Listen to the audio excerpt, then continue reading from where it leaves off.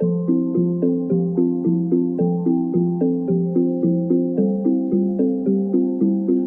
going to start.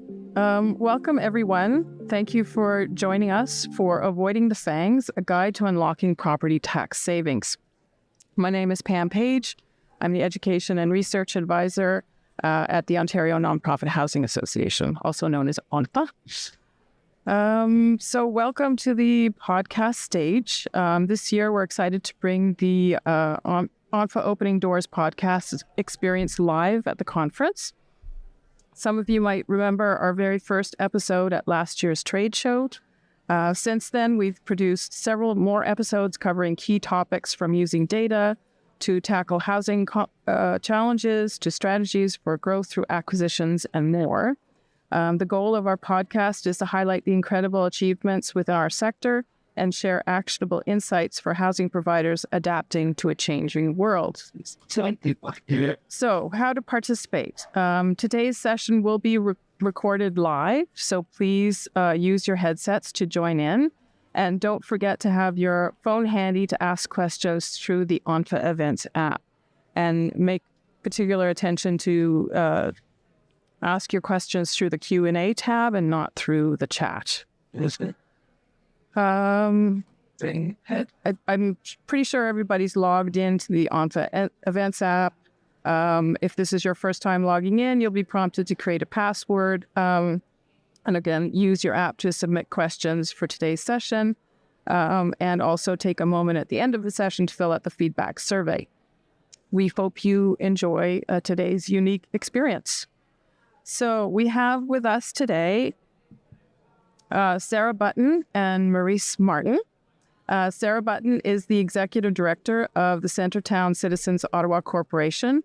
Her 15-year career in affordable housing development, delivery, planning, and policy spans the public, private, and nonprofit sectors in Canada and the UK. She is a passionate advocate for nonprofit rental housing and thinks complex problems are best solved by folks with different perspectives working together to change the system. Maurice Martin is the Director of Finance for Centretown Citizens Ottawa Corporation, where she oversees financial planning, risk management, and strategic investments. She has over 15 years of in-depth experience in private and international NGO sectors. She is passionate about social justice and believes everyone should have the right to a safe and affordable home. Okay, so what we're going to cover. Why seek a property tax exemption, the timeline and process, the possible impacts on tenants and the organization, and working with service managers. So let's get into it. So obviously we're here to talk about property taxes. Sarah, can you start us off by giving us some background on your organization and what prompted CCOC to pursue a property tax exemption? Yeah, sure thing. So CCOC is the Centretown Citizens Ottawa Corporation. We're a 50-year-old nonprofit housing provider in the Ottawa area. We have just over 50 properties across the downtown core, all urban properties.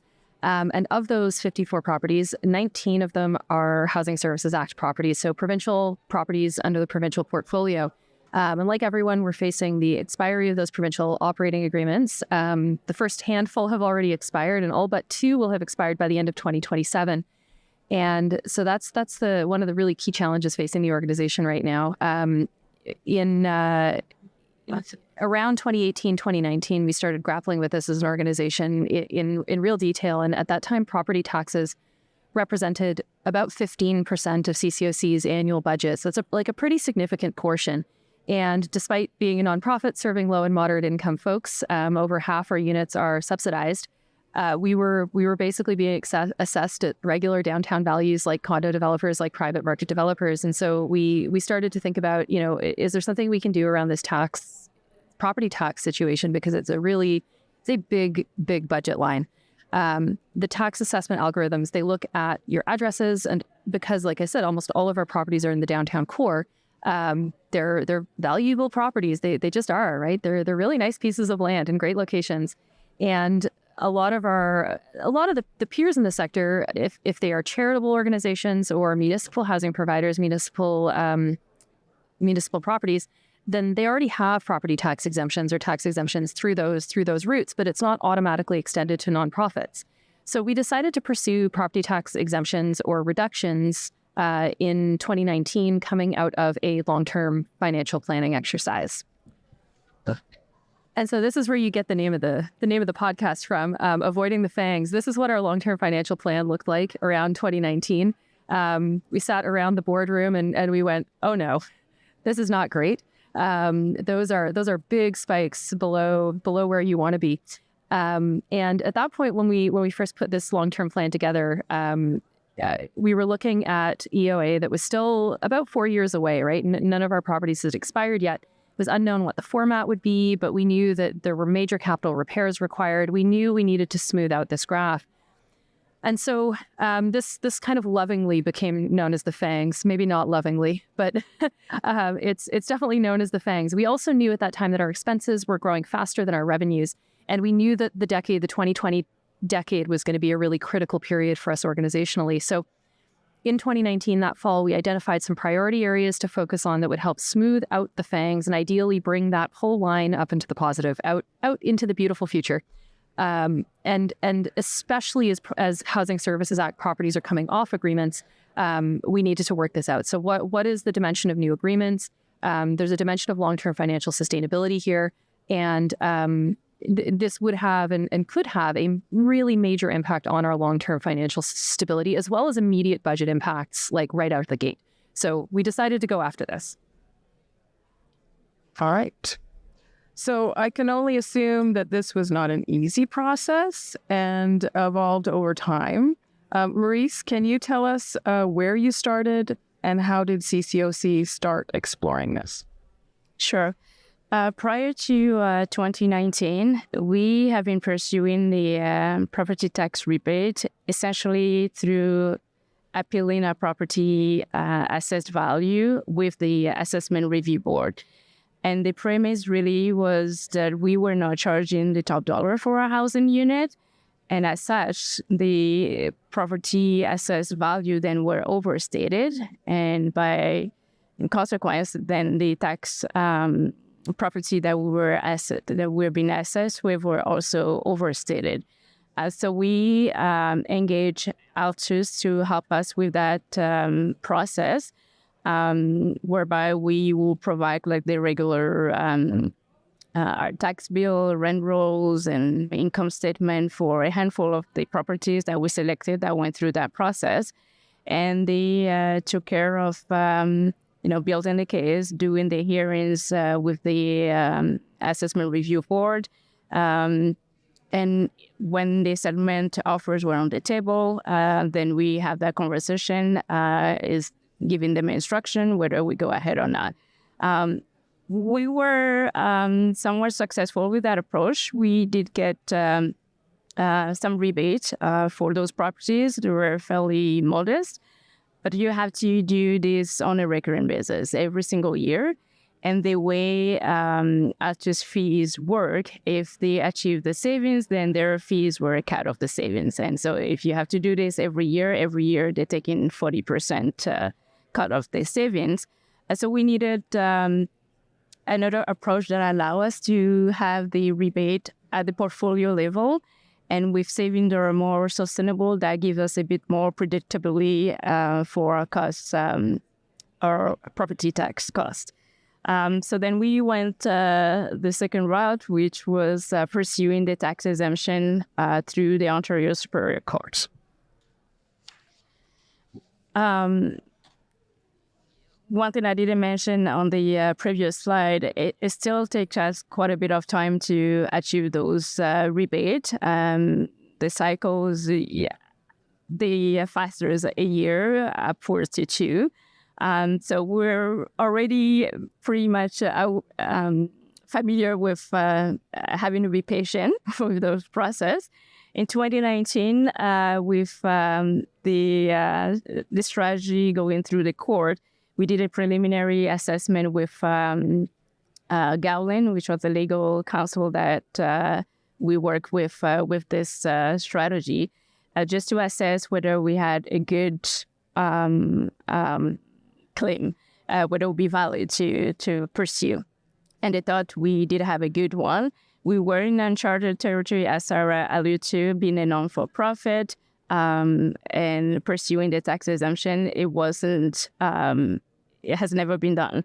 There were the conversation initially whether we need to change our status to become a charitable status to improve our chance to get the exemption. And ultimately, we decided to just pursue the exemption with our current status as a non-for-profit and operating a mixed income housing model.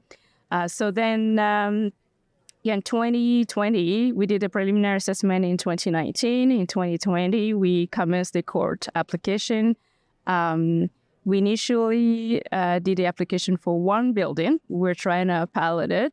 And fairly quickly, Impact told us they were not interested in having a pilot case. We either apply for the whole portfolio or nothing at all. So we went back. So that was September when we put in the notice of application for the pilot. And in December, we put in the rest of the portfolio, or most of it. And then we give ourselves like few months to build the affidavit with all these support documents that come with that notice of application. And by fall 2021, we put through the affidavit with all the documents for the portfolio. And a year later, September 2022, we had the hearing for the cross-examination.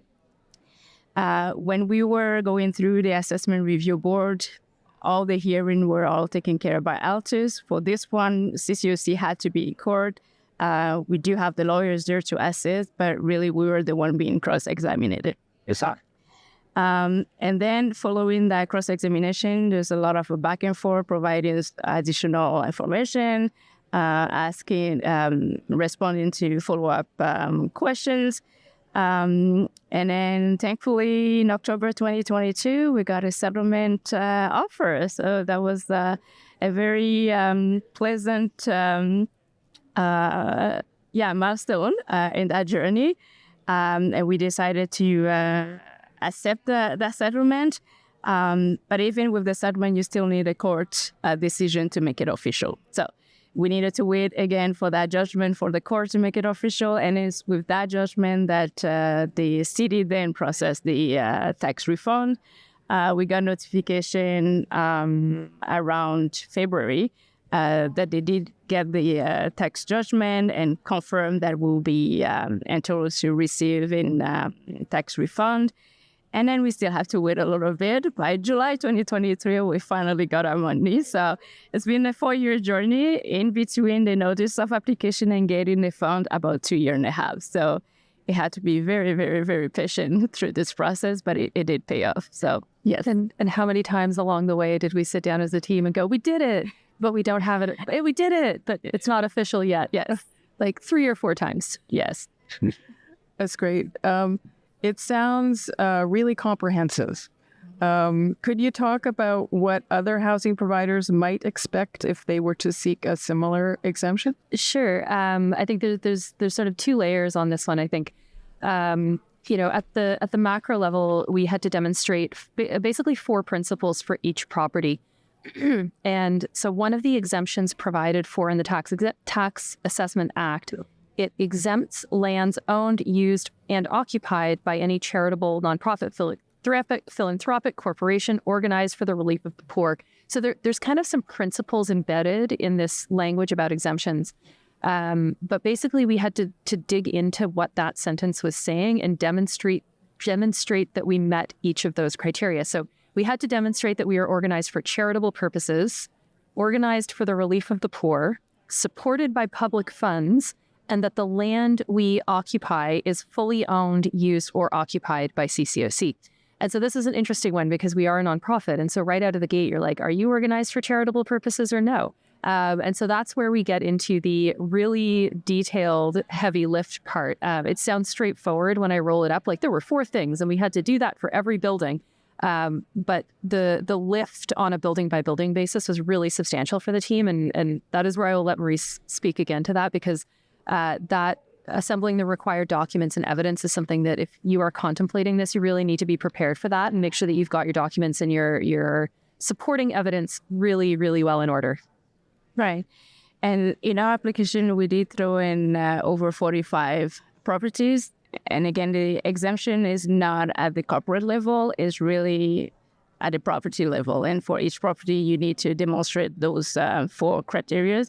And in terms of collecting the data, so if we're saying demonstrate that you are incorporated for charitable purposes, it goes from all the incorporation document to our annual report, to whatever document is out there, how we present ourselves, our website, notice to the communication with tenant, all the things that really prove that we are organized for charitable purpose and organized for the relief for the poor.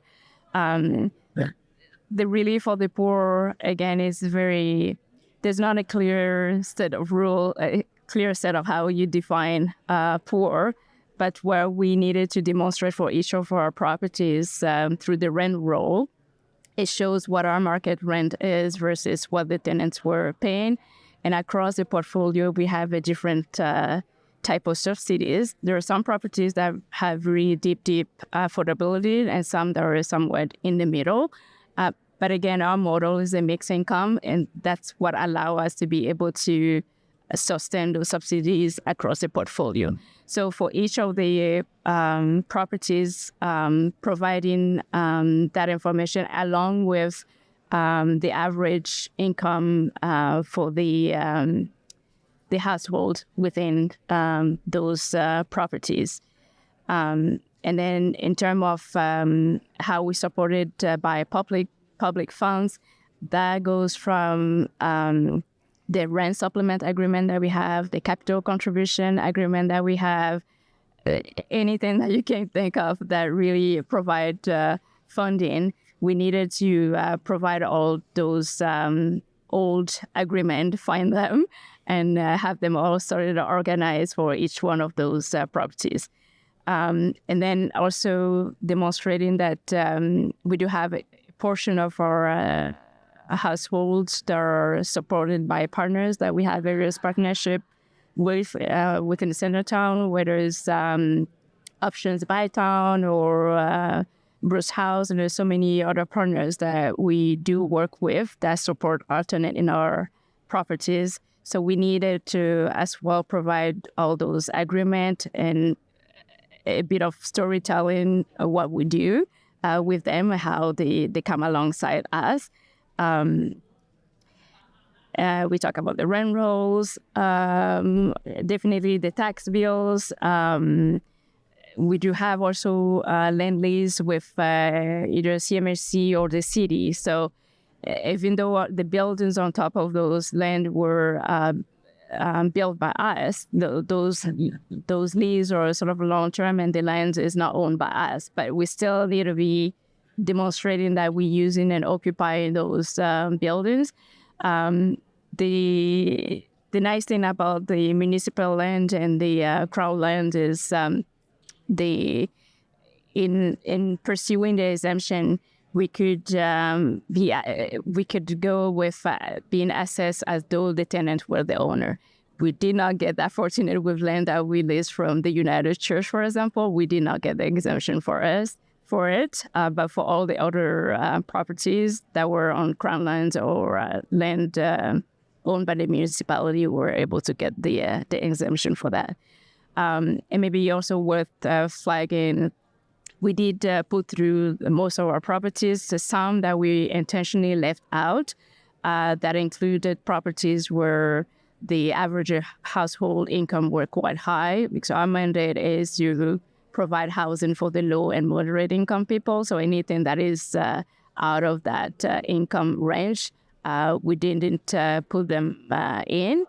And as well, where we have a high proportion of market rent unit in those properties, we let them out. So just a handful, but otherwise, the bulk of our properties within the portfolio were all part of the application. Okay. So that sounds like a lot of work. So I'm sure our listeners would like to hear about what the impact this has had on CCOC tenants and the organization itself. Can you speak to that as well? Yeah, absolutely. I think we might be one slide behind. Oh. Thank you. So I think what's been interesting in this, one of the things that's been really interesting in this is that a tension emerged as we got near the end of this, and as we started celebrating as an organization, saying like, this is a really great thing and we were successful and this is going to have a huge impact on our budget going forward and on our long-term financial plan. We realized that it can have an adverse impact on some tenant households because in tenants in buildings where CCOC no longer pays property taxes may no longer be eligible to claim the Ontario Energy and Property Tax Credit portion of the Trillium benefits. So this is a provincial tax credit. And so if you're a renter and you've always lived in a building that's property tax exempt, you would never have been able to claim it.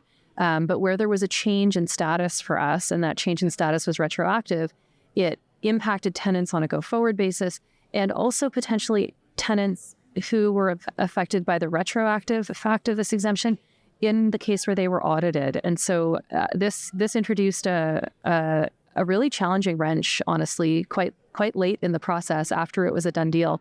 And we were fortunate to have some other folks in the Ottawa area that we were able to learn from and share their resources. Shout out to Ottawa Community Housing on that one for being very generous with their legal team and their tenant communications because they'd grappled with something similar.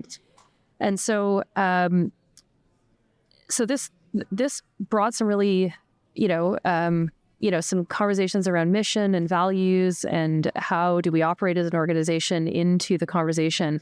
And I think one of the things that I struggled with a bit and said a number of times around the board table was like, look, the problem isn't low-income tenants, low-income folks not paying their taxes, right? Like if CRA is auditing low-income households and they're going to try and claw back this $1,000, like this is an absurd problem for the tax system to be focused on. Like we have bigger fish to fry. So that was frustrating. And I think at one point initially as an organization, we thought, oh, if we're successful, then, I think, maybe, and some people get affected by this, then maybe we could, issue a credit if they get it clawed back. But then we realized that a lot of the folks affected are folks who are receiving rent subsidies. And so if we are impacting their income, then that might affect their subsidy. And then we were also getting legal advice that saying, look, you can't give tax advice. You're a housing provider. You're a landlord. You cannot. It is illegal for you to give tax advice. So we had to take a deep breath and take a step back and understand that we were going to get some criticism about it, and we did. And find ways of communicating and advocating and use our position as a landlord and our scale to try and provide resources to folks so that they could also advocate on their own behalf. And so we've been advocating to CRA on an ongoing basis since then to remove restrictions on the Trillium benefit.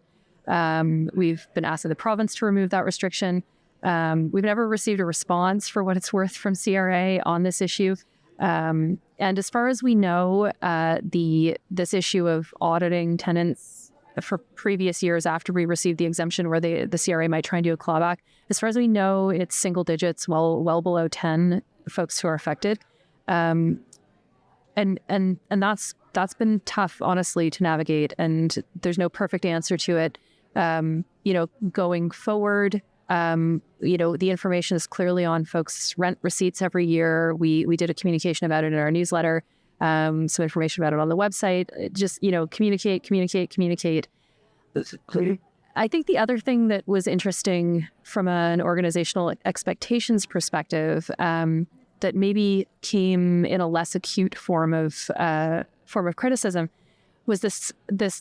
I think there was a bit of a misunderstanding across the community that, we thought that there was this assumption that if we were able to get a property tax exemption, we'd be able to lower rents across the portfolio. And that was never the goal. The goal was long-term survival as an organization, really. And so, one thing doesn't translate neatly into another in that context. This is a long-term, really effectively a 20-year strategy to help our long-term financial plan so that we can keep providing housing for decades to come. It wasn't ever I think from a board and governance perspective, intended to be something that would allow us to lower rents on the spot in some properties. And so I think, there's, as you face, turnover in organizations and governance turnover and changing folks in those teams and in those decision-making tables, I think you have to remind yourself to keep communicating the rationale for pursuing these things, because that long-term vision is really, really critical to keep in place. And so I think it's like, you're grappling with things that are mission and values and organizational sustainability. And those are sometimes really hard decisions. And you try and make the best one with the information you have and go from there.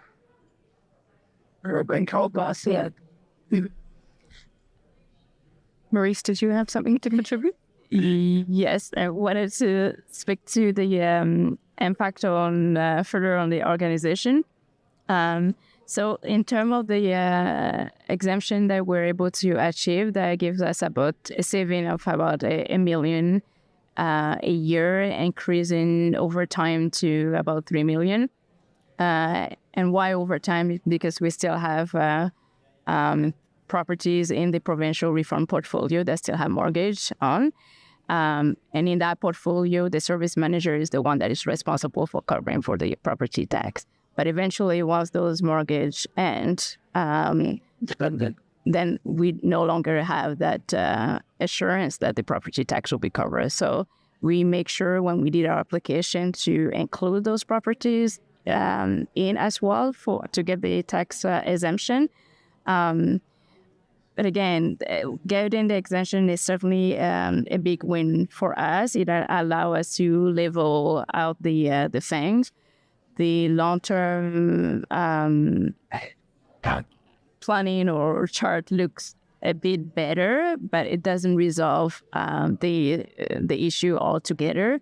It just buys us a bit more time to figure out how to not get to that break point, because the expenses are still growing faster than revenue just by the nature of our mandate. So it's figuring out the funding model in that extra time that we bought ourselves to make the math work. And there are other strategies at play, how to improve our financial sustainability. We talk a lot about the end of mortgage. So all those new service agreements that need to be negotiated with the service manager. The new level of the rent subsidies or capital contribution that will go toward all the capital repairs that we need in our aging properties, whether it's repairs and improvement. And so those will be like the heart of those negotiations. The one thing for sure, the status quo we know is proven is not working.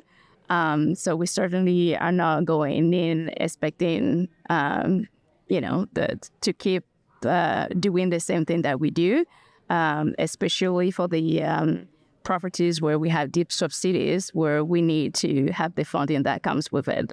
Because that add an extra burden on the organization, having to fund those subsidies out of our operation.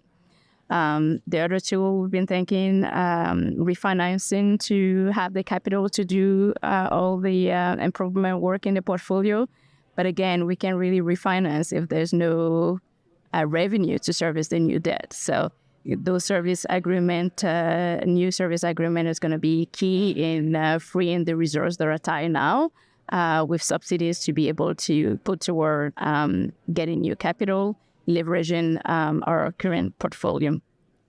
And then if we want also to have continue it on our growth strategy, and there are many forms of how we grow the portfolio, whether we are redeveloping existing site or new build or acquisition or mergers, all those tools that allow us to continue to grow the portfolio. So it is a step in the right direction, having the exemption for sure, but the battle is not quite done yet. There's a lot to do still.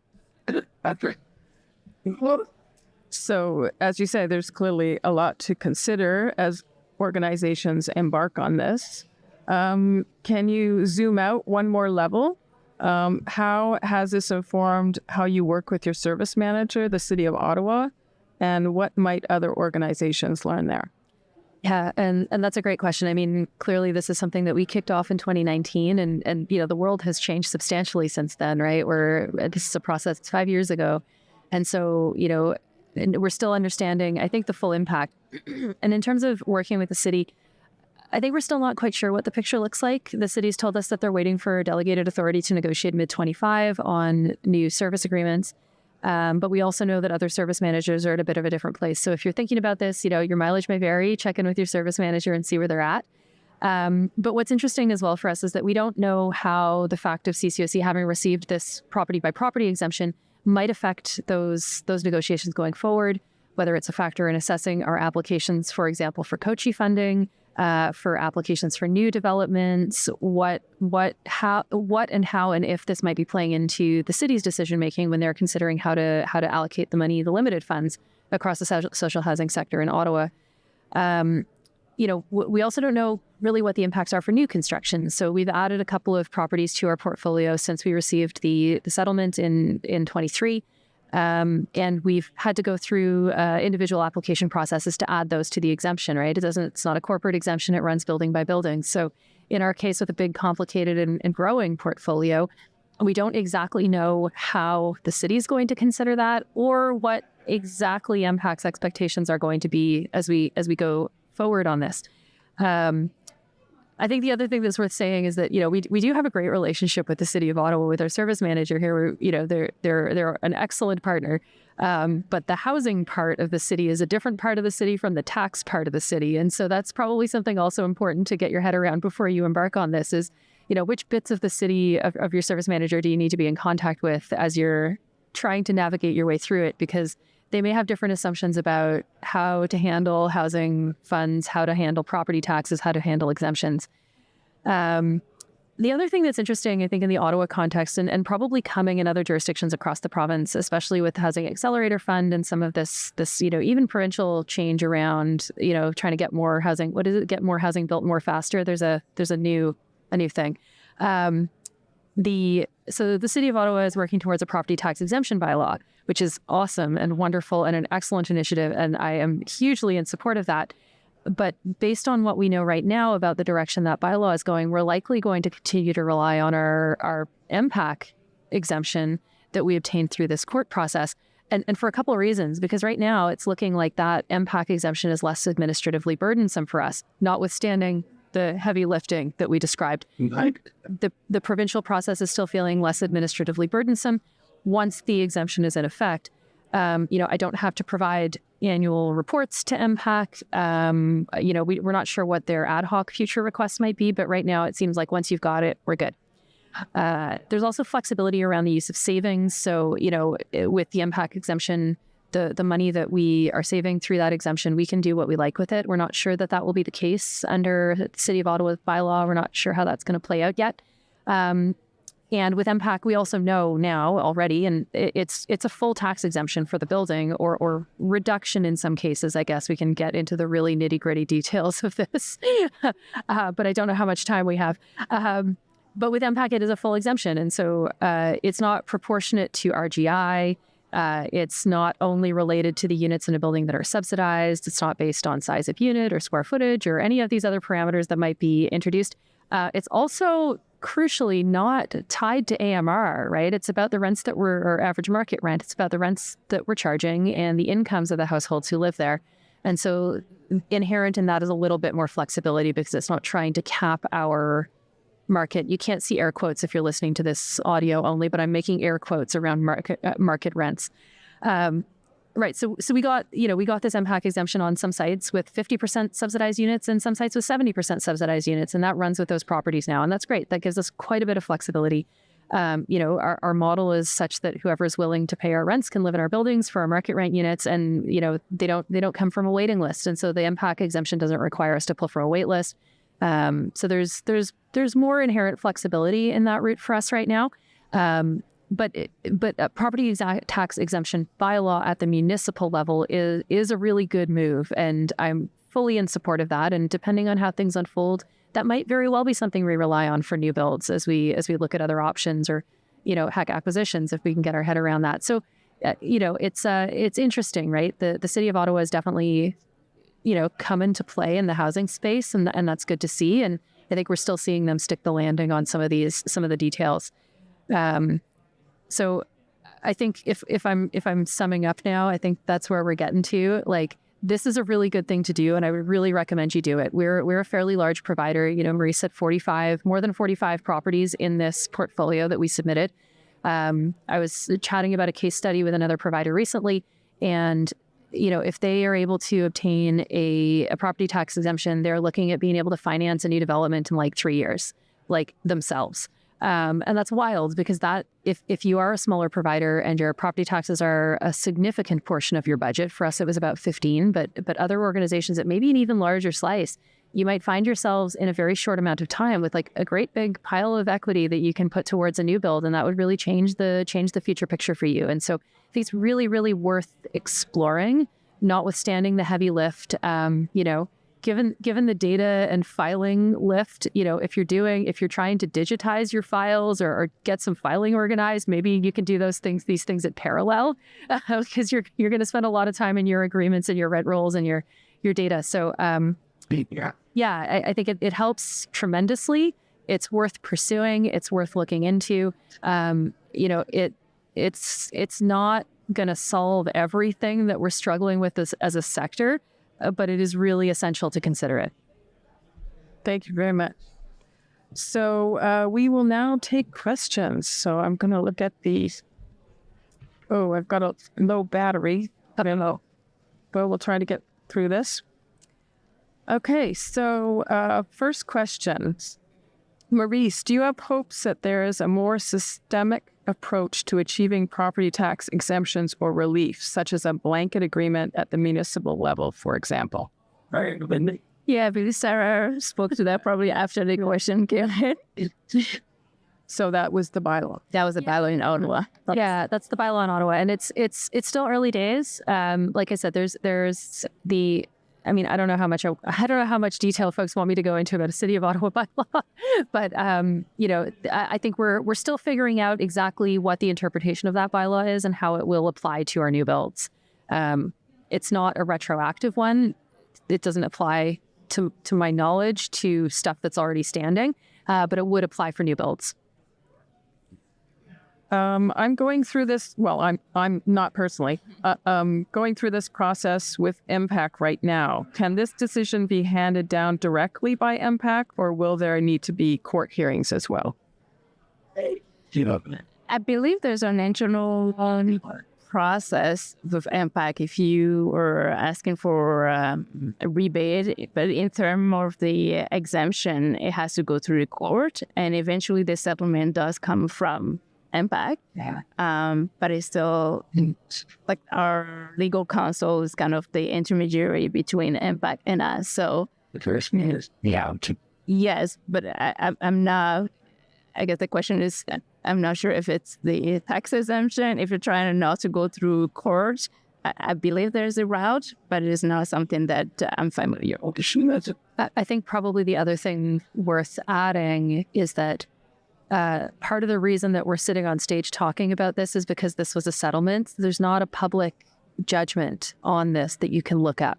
It's sort of it was up to us to decide to talk about it because we think it's really important for the sector, but because it didn't go to a hearing, right?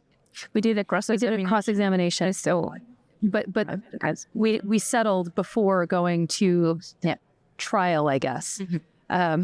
The justice system is a fuzzy area for me, I have to admit. So we didn't go to trial. We settled before that, and so we have this sort of record of decision around it that spells out all the parameters. But it's not a public thing that you can look up on Canly. So that's part of why we're trying to talk about it, because you can't Google the deal that, you can't Google our settlement. And unless we tell you that it exists and you can do it, the information is not going to be out there necessarily. So that's part of what we're trying to do, is let people know this is possible, even if it is a lot of work. Next question. How much of a refund did you get? Was it since your inception or merely just since your initial application date? Right. It was retroactive to 2020 because that's the year where we commenced the court process. So your notice of application, the court has to be filed by December of the year where you're trying to get the exemption for. Even if the decision comes much later, it's going to be retroactive to the year where you commence the process. Customized. Sarah, this question is for you. When you say your property taxes account for 15% of your budget, it surprised them. Do you know if this is a pretty regular number? I don't know, actually. And that was the figure before we obtained the exemption. It's well dropped now. We're around 2% now. Yeah. So from about 15 down to about 2%. I don't know what figure is typical. Yeah. And maybe I might ask, sorry, I was just thinking of the previous question. The refund that we got, because we throw in all our properties, including the one in the provincial refund portfolio, the tax on those properties, those refund that we get need to be sent back to the service manager because they are the one that cover those taxes to begin with. We only kept the refund for the property tax that we pay and we're responsible. Okay. What law firm was utilized in Superior Court hearings? Yeah, so we originally retained Gowlings, and the lawyer there, his name was Roberto. He's no longer with Gowling. He's now with Denton's, and we're happy to share that contact info if you reach out to us afterwards. But that said, I think if you have a law firm that you work with who supports you on your corporate law stuff or your real estate law stuff, and you have an established relationship with the firm, it's probably also worth chatting with them about this. It might be something that they're willing to help out with. I'm not sure why we went with Gowlings out of the gate. I wasn't here in this role at that time, but if you're in a different part of the province and you've got a law firm that is your go-to for stuff like for tangly corporate things, it might be worth asking them. So another question was, is it possible to do it without a lawyer? There's small nonprofits, so would that be even possible? I'm not sure if I would recommend it because it did take a lot of heavy lifting on our part, but it certainly was a big help having the lawyers there, coordinating everything, putting the affidavit together with the information, and then the back and forth with impact and all that was done through the lawyers. So I do see value of getting that support if possible. And I don't know if we said this, so Gowling, when they did this for us, their fee was contingent on success. And so we paid them a portion of the value of the first year of the settlement once we were successful. So they did it sort of speculatively, hoping that we had a good chance of winning. So we paid their fees with a portion of that first year settlement, and then that was done. So if you reach out to them, the lawyers who helped us out, or to one of your hopefully sympathetic local folks, that was how we paid for it, because we wouldn't have had the money up front either. And to their credit, they waited until we got the money before, even if they billed us. From the moment we got the settlement, they were willing to wait until we actually get the refund before we pay that invoice. Okay, and I think this is the last question. How would a property which is no longer under agreement still meet the supported by public funds criteria? Yeah, so in our portfolio, even though the operating agreement are coming to an end, we still have the rent supplement where we deploy that throughout the portfolio. So you're still having that public funding. Same thing for the capital contribution that you get. They're also going toward that, public fund definition. So, we still not fully independent of those public funding. It doesn't really say either what proportion of it, as long as you are in part. That's what the Act says, just impact. So as long as you're still receiving public funding in some capacity, you're still able to qualify for that exemption. Okay. I think it's time to wrap up. Amazing. Thank you. Well, thank you, actually. Thank you to Sarah and Maurice for sharing their valuable insights with us today. This session will be available on the ONPHA Opening Doors podcast after the conference. You can tune in on Spotify, Apple Podcasts, Google Podcasts, Amazon Music, or YouTube.